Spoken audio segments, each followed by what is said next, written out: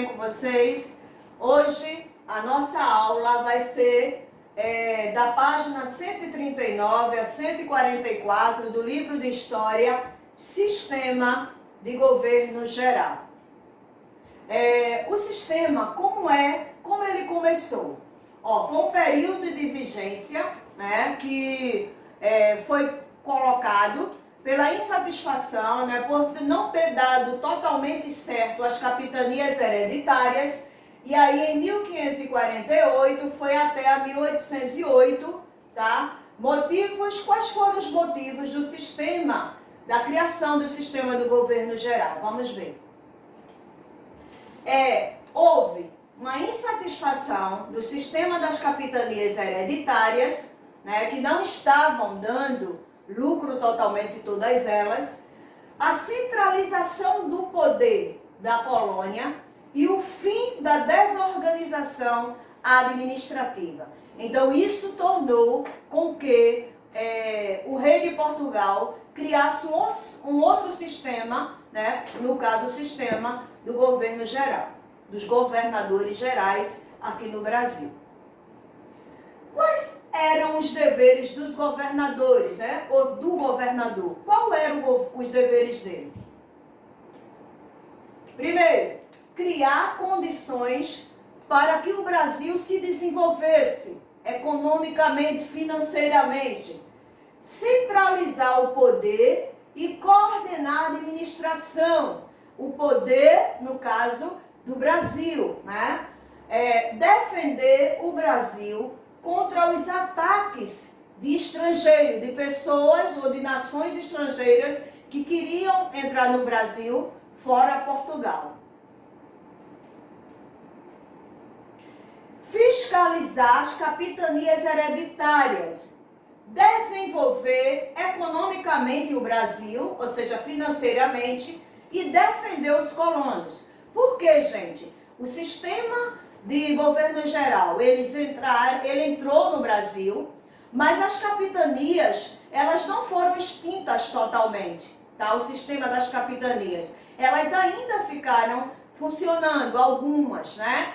No caso, a de Pernambuco, a do Rio, a de São Vicente, né? Então, como estava fracassando, ele entrou no sistema, por isso que ele botou fiscalizar as capitanias, né, que ainda funcionava, desenvolver economicamente o Brasil e defender os colonos que tomavam conta, né, dessas fazendas, dessas terras aqui no Brasil. Aí eu estou trazendo para vocês qual foi o primeiro governador geral do Brasil na época. Em 1549, ele ficou até 1553. Foi Tomé de Souza.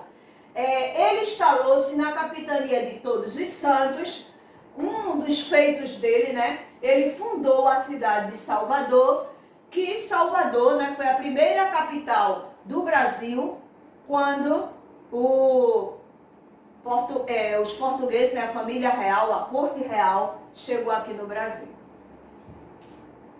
Em 1º de novembro, ele participou, Tomé de Souza, da missa do Espírito Santo, junto com o clero, né, as autoridades que estavam na época, a nobreza e as pessoas presentes. E depois ele tomou posse como o primeiro governador, né, geral do Brasil.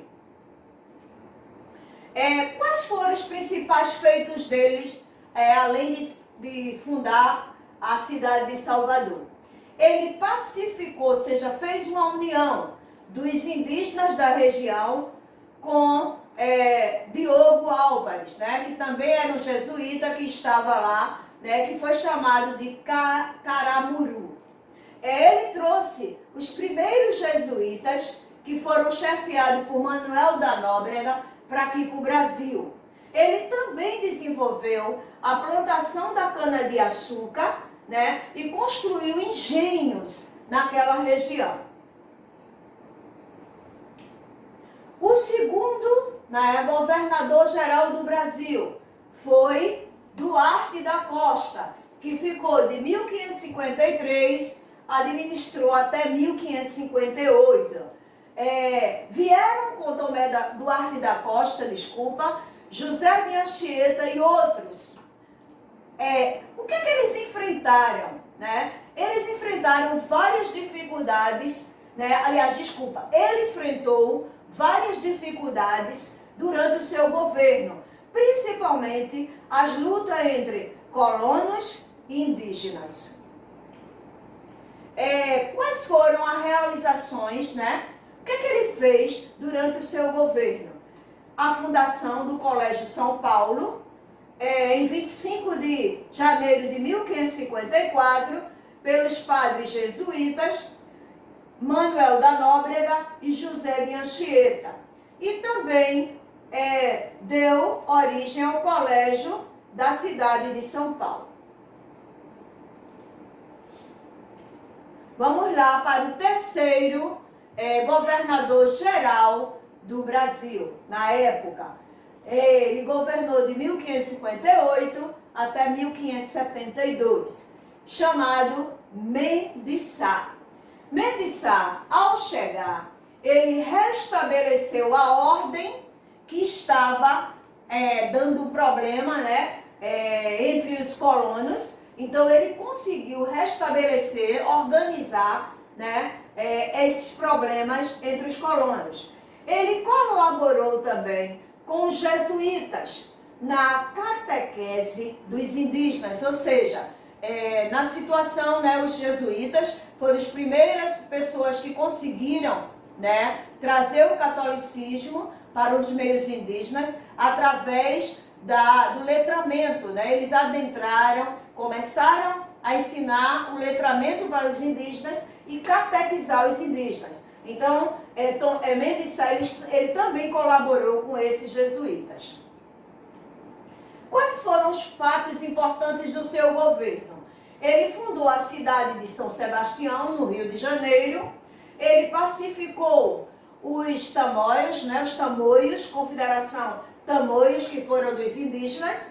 O acordo de paz que existiu, né? Ele expulsou os franceses do Rio de Janeiro, junto com Estácio de Sá, né, seu sobrinho. Ele desenvolveu a agricultura e também combateu os contrabandos, né, dentro da região. Novos cargos, durante esse período, né, novos cargos foram criados para auxiliar os governadores gerais do Brasil. Quais foram, né, esses cargos criados? Foram o ouvidor-mor, que ele auxiliava, né, ele ajudou, né, ele foi criado para cuidar da justiça. O provedor-mor, para cuidar das finanças e cobrar os impostos. E o capitão-mor, para cuidar dos assuntos militares. Esse grupo, né, eles começaram a trabalhar com os governadores gerais da época, tá? Durante, né, esse período, apareceram várias dificuldades, né, principalmente para os dois primeiros governadores. Mas no fim do terceiro governo, a colônia, ou seja, o Brasil, já estava organizado. Tá? A colônia brasileira, ou seja, porque o Brasil foi chamado de colônia, estava sendo administrada, cuidada, né, por Portugal, então ela já estava organizada.